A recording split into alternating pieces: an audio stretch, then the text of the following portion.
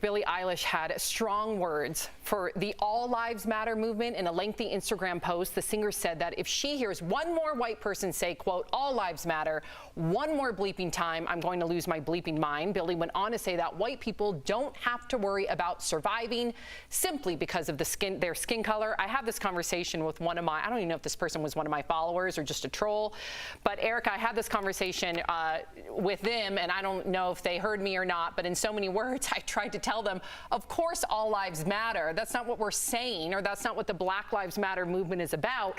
It's about addressing the fact that this country and individuals don't value Black lives equally to all lives. Therefore, people have to chant from the rooftops, Black Lives Matter.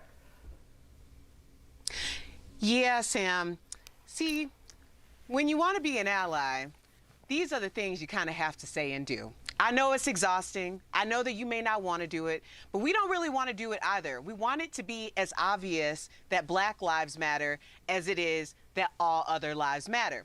Now, the thing is, when people say all lives matter, you should be asking your friends, why are you stating the obvious? Because it's obvious to me that all lives matter, except the Black ones. Right. That's why we're having this conversation. That's why we're marching in the streets. That's why thousands of people have taken to the streets in order to say the same thing, Black lives matter. But when we first said it, people decided to radicalize the agenda. Why? Just remember this. This is historical context, people. When Black people start to say, our lives are just as valuable as everyone else's, then that is a threat to white safety and the idea of the white American way of life. I'm just telling you the truth.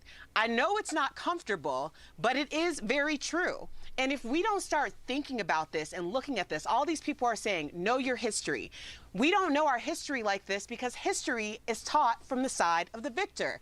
And Black people haven't been very victorious very much in history. So that is the problem. So when Lizzo says, educate yourself, yes, educate yourself so that when we're having these conversations, we're all on the same page, because ultimately we just want unity and equality. Erica, you're saying know your history, and I know we got to go, but this is really quick. No, it's okay.